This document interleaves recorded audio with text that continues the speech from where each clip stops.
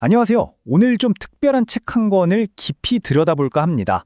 나온 지 10년도 넘었는데 갑자기 베스트셀러 차트를 역주행한 책, 바로 초역 부처의 말입니다. 아니, 어떻게 이런 일이 가능했을까요? 자, 지금부터 그 비밀을 한번 파헤쳐 보겠습니다. 혹시 여러분도 그러신가요? 끊임없이 울리는 알림, 소셜미디어만 열면 보이는 다른 사람들의 화려한 일상, 나도 모르게 비교하게 되고 괜히 불안하고 결국엔 다 소진돼 버리는 느낌. 바로 이런 번아웃이 요즘 우리에겐 너무 익숙한 감정이잖아요. 많은 사람들이 바로 이 지점에서 뭔가 새로운 마음관리법을 찾기 시작한 겁니다. 그리고 이 책의 인기는 바로 여기서부터 시작됐어요. 오늘 이야기는 이렇게 5단계로 진행될 겁니다.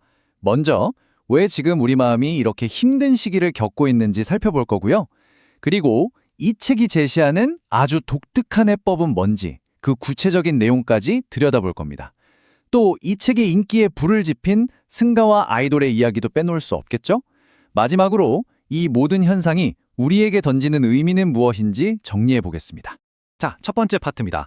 아니, 2500년 전의 가르침이 대체 왜 지금 이 시대에 이렇게까지 큰 사랑을 받는 걸까요?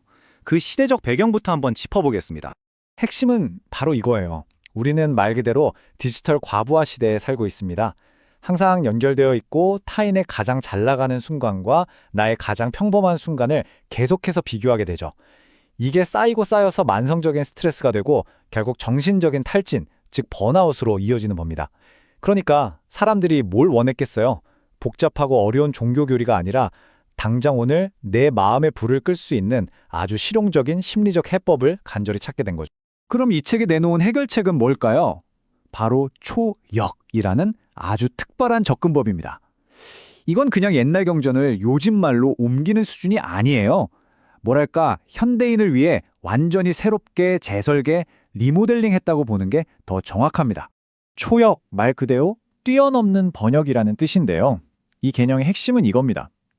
고대의 지혜가 진짜 가치 있는 이유는 그 역사적 배경이나 종교적 의식 때문이 아니라 지금 당장 우리에게 치유 효과를 줄 수 있기 때문이라는 거죠. 즉, 학문적인 정확성보다는 그래서 이게 내 마음의 불안을 잠재우는데 얼마나 도움이 되는데 여기에 모든 초점을 맞추는 겁니다. 이 표를 보시면 차이가 확 와닿으실 거예요. 왼쪽의 전통 경전이 2500년 전 출가 수행자를 위한 어떻게 보면 전문가형 텍스트라면요. 오른쪽의 초역은 그냥 보통 사람들, 바로 우리를 위한 생활 밀착형 가이드북 같은 겁니다. 그래서 어려운 옛날 비유 같은 건 과감히 빼버리고요. 지금 당장 화가 나거나 불안할 때 꺼내 쓸 수 있는 마음의 구급상자를 제공하는 데 집중하는 거죠. 저자도 직접 이렇게 말합니다. 이 책은 막 머리 싸매고 공부하라고 쓴 게 아니라는 거예요. 그냥 아무 페이지나 펼쳐도 그 구절 하나가 마음에 쓱 스며들어서 용기나 평온함 같은 좋은 바람을 일으키는 그런 도구가 되길 바란다는 거죠. 정말 철저하게 실용성을 추구하는 겁니다. 그럼 이제 본격적으로 책 안으로 들어가 볼까요? 이 책에 담긴 190개의 실용적인 마음관리 도구들이 과연 어떤 것들인지 구체적으로 한번 살펴보겠습니다. 이 책은 크게 12가지 주제로 구성되어 있어요. 보시는 것처럼 감정에 휘둘리지 않기, 비교하지 않기처럼 현대인이라면 누구나 공감할 만한 문제들로 시작하죠. 그리고 친구는 어떻게 사귀어야 할까 같은 관계의 문제, 더 나아가 죽음은 어떻게 받아들여야 하는가 같은 근본적인 질문까지 정말 우리 마음의 거의 모든 영역을 체계적으로 다루고 있습니다. 각 파트가 마음을 단련시키는 하나의 툴킷인 셈이에요. 이 책의 실용성이 어떤 건지 딱 보여주는 구절입니다. 살다 보면 경쟁자나 나를 미워하는 사람 꼭 있잖아요. 그럴 때 우리는 보통 같이 화를 내거나 복수를 생각하죠. 그런데 이 책은 전혀 다른 해법을 내놓습니다. 그냥 화내지 말고 평온을 유지하라는 거예요. 그게 최고의 대응이라고요. 이게 정말 재미있는 지점인데요. 생각해보세요. 나를 공격하는 사람은 내가 고통스러워하는 모습을 보고 싶어 합니다. 그게 그 사람의 목적이죠. 그런데 내가 아무렇지 않게 평온함을 유지하면 어떻게 될까요? 상대방은 자기가 원했던 반응을 얻지 못하니까 오히려 더 당황하고 힘이 빠지게 됩니다. 그러니까 나의 평정심이 그냥 참고 버티는 소극적인 자세가 아니라 내 정신적 에너지는 지키면서 상대의 공격을 무력화시키는 가장 강력하고 전술적인 방어가 되는 거죠. 이런 실용적인 접근은 다른 부분에서도 계속 나타납니다. 예를 들어 미래에 대한 불안에 대해서는 이렇게 말해요. 쓸데없는 망상은 그만두고 지금 해야 할 일에 의식을 집중하라. 이건 그냥 걱정 마 하는 막연한 위로가 아니잖아요.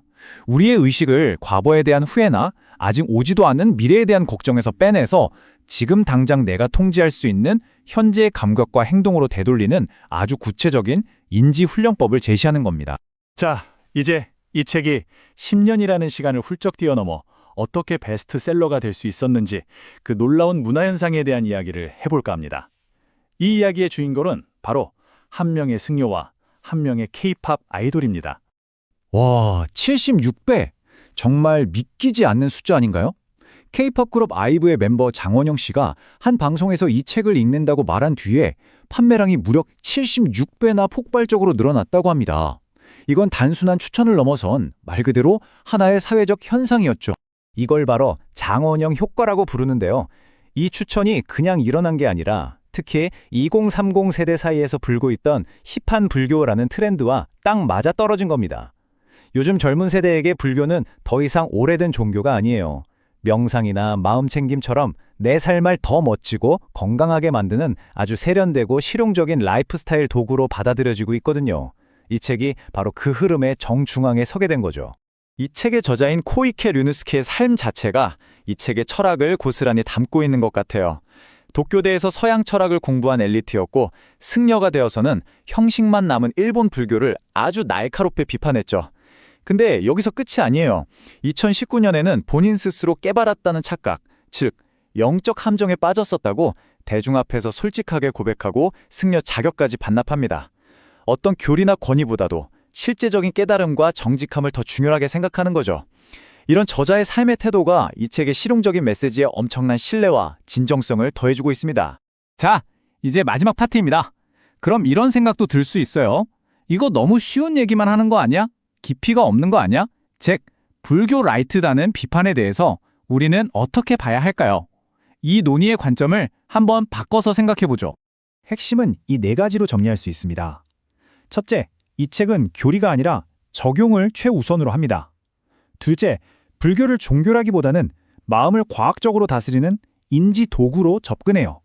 셋째, 이건 사실 부처님이 사람들의 수준에 맞춰 가르침을 달리했던 방편이라는 지혜와도 맞닿아 있고요. 마지막으로 가장 중요한 건 설령 유행 때문에 이 책을 손에 들었더라도 이게 더 깊은 자기성찰로 들어가는 훌륭한 입구, 즉 관문이 될 수 있다는 점입니다. 그래서 결론은 이겁니다. 초역부초의 말이 진짜 대단한 점은 소수의 전문가나 수행자들의 전유물처럼 여겨졌던 고대의 지혜를 우리 모두가 일상에서 쓸 수 있는 손에 잡히는 도구로 만들어졌다는 데 있습니다. 말하자면 지혜와 철학의 민주화를 이룬 셈이죠. 오늘 이야기는 여기까지입니다. 마지막으로 여러분께 이런 질문을 한번 던져보고 싶네요. 어쩌면 이 수천 년 묵은 고대의 지혜가 최첨단 기술로 가득한 이 복잡한 디지털 시대를 살아가는 우리에게 가장 강력한 인생 치트키가 될 수 있지 않을까요? 한 번쯤 깊이 생각해 볼 만한 문제인 것 같습니다.